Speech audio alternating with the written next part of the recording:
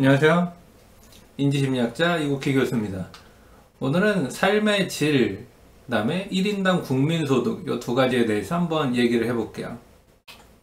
한 여인의 이야기로 시작해 볼까 하는데요. 인도 서북부 구자라트주의 아흐메다바드라는 대도시에 사는 여성입니다. 이곳에 30대 초반 바산티라는 여성이 살고 있는데 아담한 체구예요. 나하고 남편이 있습니다. 근데 어느 나라에서나 남편은 조금 이제 농담 반 진담 반으로 어른들이 남의 편이다. 이런 얘기 가끔 하시는데, 이 바산티의 남편도 진짜 그런 것 같아요. 집안에 돈이란 돈은 모두 그냥 술 먹는데, 술 사서 먹는 데만 쓰고, 심지어 주사도, 술주 정도 매우 심합니다. 하루도 거르지 않고 막 술을 먹고 주정을 부리는 거예요. 그리고 이 술에 어떻게 보면은 좀 쩌들어 있다고 해야 될까? 그런 사람들이 같이 꼭 하는 것 중에 하나가 이제 도박인데, 이 도박에도 손을 대서 얼마 되지도 않는 재산을 그냥 도박 자금으로 싹 날려버렸어요. 그리고 돈이 바닥나니 바산티의 남편이 계속 근데 그러면 도박을 끊어야 되는데 도박을 못 끊고 이 도박 자금을 마련하기 위해서, 그다음에 또 술도 좀 줄이거나 끊으면 좋은데 술을 계속 많이 좀 먹기 위해서 정관 수술을 받습니다. 정관 수술. 남성의 성기에서 어떻게 보면 그 정자가 어떻게 발산되는 그 관이 정관인데, 그거를 수술을 받았어요. 그러니까 이제 연결을 끊는 거죠. 이게 이제 일종의 불임 수술이에요. 남자한테 하는 불임 수술. 근데 이 불임 수술을 왜 했느냐? 돈을 마련하기 위해서 한 겁니다. 이 정관 수술을 하면은 인도에서는요 돈을 줘요. 그러니까 쉽게 말하면 불임 수술을 하면 돈을 줍니다. 왜 그럴까? 이게 좀 우리나라에서는 좀 의문이 들 수도 있죠. 야, 불임 수술을 하는데 돈을 준다고? 그러니까 우리나라에서는 이렇게 돈을 마련하기 위해서 이 인도의 이 바산티 남편처럼 돈을 벌기 위해서 불임 수술을 한다, 정관 수술을 받는다, 이게 이해가 안 될 수 있어요. 우리나라는 출산율이 저하돼가지고 아이를 많이 낳는 가정에 보조금을 주고, 사실은 정관 수술은 어떻게 보면 우리나라는 이걸로 보조금을 준다 이런 생각조차 못하죠. 우리는 출산율이 점점 저하되고 인구도 점점 저하되고 학령 인구도 점점 감소하는 그런 추세잖아요. 그래서 학교의 수도 지금 어떻게 조정해야 되나 고민하고 있고, 선생님의 수도 어떻게 좀 지혜롭게 줄일 수 있을까 이런 거 이제 고민하는 나라가 우리나라이기 때문에 이해가 안 되죠. 근데 인도는 우리나라 완전 반대예요. 인도는 인구가 너무 계속 빠르게 증가하니까 오히려 이제 산하 제한을 두고 있습니다. 그래서 주정부에서 정관 수술, 이렇게 불임 수술을 받으면은, 야, 이 사람은 우리나라의 정책에 일조하는 사람이구나. 그래서 보조금을 줘요. 그러니까 지금 이 남편이 술 먹고 도박 하기 위해서 이 정관 수술을 받아서 돈 타가지고 또 그걸 한 거예요. 술 먹고 도박하고. 그리고선 이마저도 이렇게 불임 수술에서 받은 거마저도 그냥 다 써버립니다. 그리고 이제 여기서 좀 중요한 과학적인 사실들을 좀 말씀드릴 필요가 있는데, 알고 계셨을 수도 있겠습니다만, 결혼을 한 부부에게 자녀가 없을 경우, 전 세계적이에요, 이건. 결혼을 부부가 했는데 부부 사이에 자녀가 없어. 그럴 때 여성이, 그러니까 아내가 남편의 폭력에 노출되기가 쉽습니다. 여성이 가정폭력의 피해자가 되는 경우가 굉장히 많아요. 자녀가 없을 때. 이게 과학적인 연구 결과예요. 근데 이 남편과 이 바산티 부부 사이에는 자녀가 없었어요. 그리고 심지어 이제 남편은 불임 수술을 받았잖아요. 정관 수술을 받았잖아요. 그러면서 자녀를 낳을 수 있는 어떤 기회와 능력이 이제 원천 차단됐죠. 그리고 이 과학적 연구 결과처럼 돼버렸습니다. 바산티는 남편의 술주정이 이제 술주정에서 끝나지 않고, 이 바산티 남편의 술주정이 바산티에 대한 폭력으로, 물리적인 폭력으로 이어진 거예요. 그래서 거의 이 바산티라는 여성은 거의 매일 신체적인 학대를 당했어요. 그리고 남편의 폭력은 갈수록 심해졌고요. 그러니까 이거 어떻게 살아요? 살 수가 없지. 그래서 바산티는 이혼을 하기로 결정을 합니다. 살 수가 없지. 이렇게 계속 때리는 남편하고 어떻게 살아요? 근데 어느 나라나 좀 마찬가지인 것 같긴 한데, 이혼 절차가 좀 까다로워요. 그 다음에 어떻게 보면 법적인 어떤 대응이나 서류를 준비한다는 것 자체가 좀 골치 아픈 일이잖아요. 행정적인 처리, 이게 다 굉장히 전문가가 아니면 좀 접근하기가 힘든 영역 아니겠습니까? 그리고 이혼 절차가 까다롭고 술주정뱅이에다가 도박꾼의 정말 신체적인 학대자인 이 남편이 또 이혼 소송에 순순히 응해주지도 않아. 자기가 그렇게 어떻게 보면 괴롭힌 건 생각 안 하고 또 이혼 소송은 이혼은 안 된다는 거야. 그래서 정말 고생했죠. 이 바산티가 고생했어요. 근데 정말 다행히도 잘 마무리가 돼서 이혼을 할 수가 있었습니다. 그리고 이제 뭐 살 곳이 있나요? 가난한데 친정으로 돌아갔죠. 근데 인도의 부모들은요, 자기 딸이 결혼할 때 지참금을 이제 보통 가지고 가거든요. 남편한테 지참금을 이렇게 하고. 그 지참금이 어마어마합니다. 근데 이 지참금을 챙겨서 그러니까 출가 외인이라고 하잖아요. 옛날에 우리나라에서도. 그러니까 이 결혼한 딸이 다시 친정으로 돌아오는 거를 반기지 않아요. 그러니까 이미 돈을 다 챙겨서 보내줬는데 돌아온다? 근데 돌아올 땐 빈털터리로 돌아오는 거잖아요, 지금. 반기지 않습니다. 그리고 바산티와 같이 이렇게 가난한 가정에서 자란 부모들은요, 더 그래요. 반기지 않아요. 당장 자신들도 먹고 살기가 힘든데 지금 입 하나가 느는 거잖아요. 이걸 누가 좋아하겠어요. 실제로 바산티와 비슷한 처지에 놓인 인도 여성들이 많은데, 그래서 집으로 돌아가지 못하니까는 그냥 거리에서 구걸을 하거나 이 성매매를 하는 신세로 내몰리죠. 근데 정말 천만다행으로 바산티의 부모는 이 바산티를 버리지 않고 받아줍니다. 사실 이게 당연한 건데 상식인데 인도에서는 그렇지 않은 거예요. 그리고 이 바산티는 그녀의 이 바산티 부모가 하던 일이 재봉일이에요. 이 재봉일을 도우면서 아주 근근히 생활을 합니다. 근데 불안하죠. 언제까지 이런 삶을 지속할 수 있을지도 모르겠고. 여러분 이제 여기까지 얘기를 들으셨으면 이제 이런 생각 하실 수 있어요. 도대체 인도 정부 뭐 하는 거야? 인도 뭐 주정부 뭐 하는 거야 도대체? 구자라트 주정부 나쁘구만. 이렇게 생각할 수 있습니다. 근데 여기 이제 중요한 게 있어요. 구자라트 주정부가요, 여러분이 생각하는 것처럼 뭐 정말 게을르거나 무능해서 그런 거 아니에요. 이 주정부, 인도 정부, 주정부도 그렇고 그냥 이 행정부, 본부 마찬가지로 바빠요. 나름 하는 일들이 많단 말이에요. 게을러서 무능해서 바산티 같은 여성들을 돌보지 못하는 게 아니에요. 단지 주정부가 신경 쓰는 일이, 즉 주정부가 주의를 기울이는 일, 어텐션을 기울이는 일이 이런 바산티 같은 극빈층의 사람들이 필요로 하는 그 일과는 다를 뿐이죠.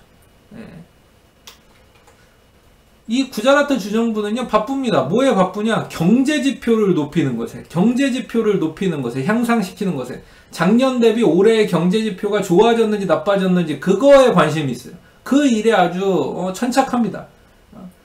그 중에서 가장 이제 대표적인 게 주민들의 평균적인 국민소득이죠.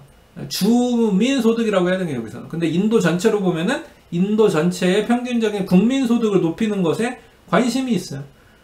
여러분들이 이제 많이 들어본 말들이죠. 뉴스 같은 데도 많이 나오고 신문에도 많이 나오는 1인당 GDP, 영어로는 GDP per capita, 가구당 GDP라고 보통 얘기하죠. 한 가구당 GDP, 가계소득. 그래서 GDP가 뭐 예를 들면 3만 불이다 4만 불이다, 그러면 4만 불이라는 얘기는 그냥 우리나라로 바꾸면 공세계를 더 붙이면은 연봉이 4천만 원이다, 이제 그런 얘기거든요. 평균적으로 이런 것에 관심이 있습니다. 예를 들면 작년에 인도 전체의 GDP가 25,000달러였다. 그러면 올해는 26,000달러로 올리겠다. 뭐 그런 것에만 관심이 있는 거예요. 그래서 온통 이 경제성장이라고 보통 부르죠. 경제성장에만 관심이 있어요. 그래서 경제성장, 이 지표에 도움이 되는, 지표를 상승시키는 도움이 되는 일은 하고 도움이 안 되는 일은 안 하는 거예요. 그래서 이 주정부는 뭐 하느냐? 건물 짓죠. 건물을 지으면은 GDP가 올라가거든요. 또 제품을 생산합니다. 제품을 생산해. 이런 제품을 생산하는 또 기업들에만 이제 아주 대대적인 지원을 하는 거예요. 기업에. 또 길을 냅니다. 길. 보통 이제 사회 간접 자본이라고 하죠. 사회 간접 자본을 막 해요. 그럼 경제 지표가 좋아집니다. 그럼 1인당 GDP per capita, 가계소득도 좋아져요. 겉모습은 아주 그럴듯해지는 거죠. 그 속은 다 골마 터지고 있는 그런 거는 관심 없습니다. 일단 겉보기에는 아주 깨끗한 거예요. 좋은 거예요. 그래서 주정부 주도의 사업을 이렇게 막 진행을 하죠. 그리고 진행할 때마다 그 일과 관련된 사람들의 또 소득은 아무튼 증가하긴 해요. 물론 그게 전반적으로 조금씩 증가하는 게 아니라 특정한 사람들이라는 게 좀 문제긴 하죠. 그 특정한 사람들의 소득은 증가해요. 주정부 주도의 이 사업을 하는 사람들. 이런 거를 보통 이제 정경유착이라고 하죠.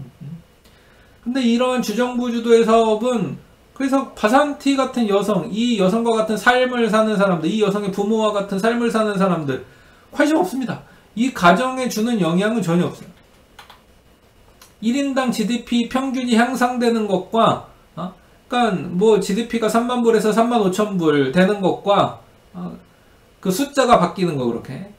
근데 실제로 바산티와 같은 이 빈곤층의 삶이 바뀌는 거 관련이 없어요. 안 바뀌어요. 그러니까 GDP는 상승해도 바산티 같은 사람의 삶은 바뀌지 않아요. 근데 나라는 그냥 보기 좋죠. 보기는 좋아요. 외국에서 볼 때 GDP가 이렇게 성장했어? 보기는 좋죠. 근데 바산티의 삶은 바뀐 게 없어요. 당장 경제지표에 도움이 되는 일을 어떻게 보면 하는 나라 국가들, 하는 사람들은 운이 좋아서 돈도 벌고 또 어떻게 보면은 저 정경유착으로 돈을 많이 벌고 또 이미 돈을 많이 벌었는데 또 돈을 벌고 하는 일이 반복되고 그래서 그래 일부의 소득은 늘어날 수 있죠. 근데 이 사이에 이제 양극화는 더 심해지고 그 과정에서 주정부 또 인도의 이 정부는 더 잘 살게 된 것처럼 보여질 수 있지만은 바산티 같은 계층의 사람들에게 그런 어떤 부류의 사람들에게 실질적으로 도움이 된 것은 아무것도 없고 변한 것도 없습니다. 이게 이제 되게 중요한 사실인데 그래서 1인당 국민소득이라는 건요, 이런 평균적인 국민소득이라는 것은요, 바산티 같은 처지의 사람들의 삶을 보여줄 수 없어요. 1인당 국민소득, 즉, 이 주민들의 평균적인 이 국민소득은, 시민들의 이 평균적인 국민소득은, 평균은, 쉽게 말하면, 전체 국민의 삶을 반영하지 못합니다. 이런 평균적인 국민소득은 그곳에 실제로 살고 있는 사람들의 삶의 질, 이 퀄리티 오브 라이프하고는 전혀 다를 수 있는 거예요. 여러분, 뭐 수학 시험을 봤다고 합시다. 평균이 70점이에요. 근데 이 70점은 65점과 75점의 평균일 수도 있죠. 근데 90점과 50점의 평균을 내도요, 70점이에요. 근데 앞에는 이런 편차라고 하죠. 편차가 5점이지만은 지금 후자. 90점, 50점의 평균 70점, 편차가 20점이나 되죠. 근데 국민소득이라는 개념은 이런 거에 별로 관심이 없어요. 그냥 70점이면 돼요. 그 다음에는 75점으로 오르면 됩니다. 이게 뭐 100점과 40점의 차이로 뭔가 평균이 나온 건지, 아니면은 이 평균이 굉장히 근소한 차이로 90점과 예를 들어 뭐 80점의 그 사이에서 85점이 나온 건지 그런 건 관심이 없어요. 1인당 국민소득이 이런 식이란 말이에요. 그냥 평균적으로 높으면 되고 평균적으로 성장하고 있으면 됩니다. 누구의 성장인지, 진짜 평균적인 삶을 사는 사람들이 얼마나 되는지 별로 관심이 없어요. 연봉 4천만 원, 우리나라 예를 들면 4만 달러, 국민당 GDP가 4만 달러 시대가 됐다. 좋죠. 근데 연봉 4천만 원을 실제로 벌고 있는 사람이 얼마나 될까요? 그 이상으로 벌고 있는 사람들과 벌지 못하는 사람들의 평균일 거란 말이에요. 그거는. 그리고 그 연봉 4천만 원이라는 걸 기준으로 했을 때 양쪽 사이드에 이 편차가 얼마나 벌어져 있는지는 아무것도 얘기해 주지 않아요. 실제로 사람들 간의 평균이 얼마나 동떨어져 있는지, 평균과의 편차가 어느 정도인지는 별로 관심이 없는 거죠. 그래서 사실 극빈층에게 필요한 건요, 이 사람들을 보호할 수 있는 법률적 시스템과 행정적 시스템, 때로는 뭐 금융 시스템 이런 거거든요. 빈곤층에게 정말 필요한 거는. 근데 이 국민소득만 늘리려고 하는 여러 가지 프로그램들에는요, 이런 법률적 시스템, 행정적 시스템이 별로 관심이 없습니다. 왜? 이거를 한다고 해서 이 경제지표가 바뀌는 건 아니니까. 극빈층에게 필요한 거는, 바산티에게 필요한 거는 이 사람들의 건강을 지켜줄 수 있는 또 보건, 의료 서비스 이런 거거든요. 또 극빈층에 필요한 거는 이들의 기회를 창출하는 데 쓸 수 있는 자금, 어떻게 보면 저금리, 신용대출 이런 거죠. 근데 극빈층에게도 필요한 거는 사회경제적 지위의 향상에 실질적으로 도움을 줄 수 있는, 또 개인의 역량을 극대화하는 것에 도움을 줄 수 있는 교육이죠. 근데 평균적인 GDP 성장에만 신경을 쓰는 순간 이 사람들에게 진짜로 필요한 이런 것들, 법률 시스템, 행정 시스템, 어떻게 보면 신용대출, 교육 이런 것에는 좀 관심이 없어지는 거예요. 그리고 이들이 성공할 수 있는 기회를 주는 것조차 언급되지 않는 경우가 많아지죠. 관심이 없으니까. 그래서 국민소득 평균은요, 삶의 질을 대변하는 것처럼 보이지만 또 편리한 도구죠. 그냥 그 당신네 나라 삶의 질이 어느 정도입니까? 우와, 우리 GDP 이 정도고 전 세계에서 GDP 순위가 굉장히 높다. 아주 편리하죠. 근데 이런 편리함이 희생시키고 있는 삶의 영역이 너무 크다면은 이제는 평균이 아닌 편차를 좀 볼 필요가 있고요. 이 편차를 줄이기 위해서 어떻게 해야 될까 관심을 가져볼 필요가 있어요. 개인의 삶의 질은 평균적인 1인당 국민소득과는 다르니까요. 네, 지금까지 인지심리학자 이국희 교수였습니다. 다음 시간에 또 뵐게요. 감사합니다.